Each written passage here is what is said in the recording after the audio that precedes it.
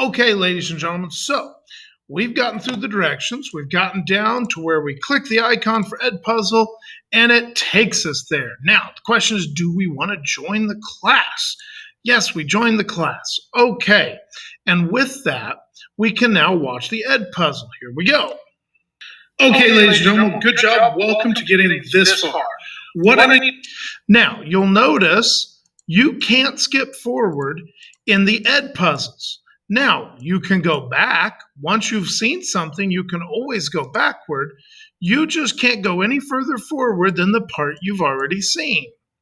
Now, once it finally gets to an area where we have these little dots, it's going to ask you questions. So those questions are the things that you're actually going to have to answer.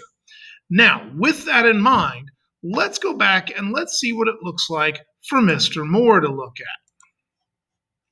In this case, log in. I'm going to log in as my teacher account so you guys can see behind the window.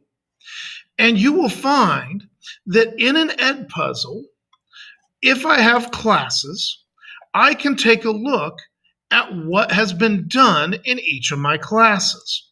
So in this case, I can see how many have actually done the Edpuzzle.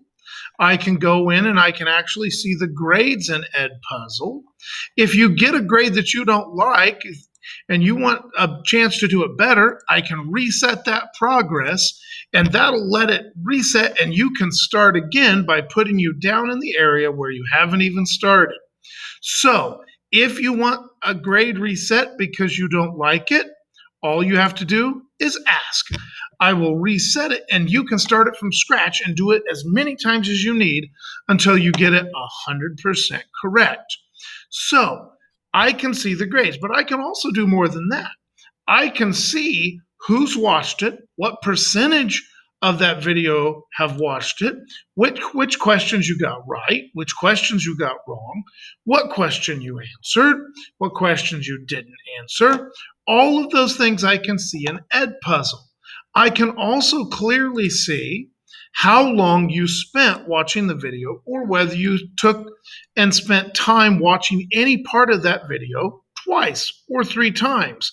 Because the reality is, if you go in to Edpuzzle, you can watch the Edpuzzle as many times as you need to get it right or rewatch any component.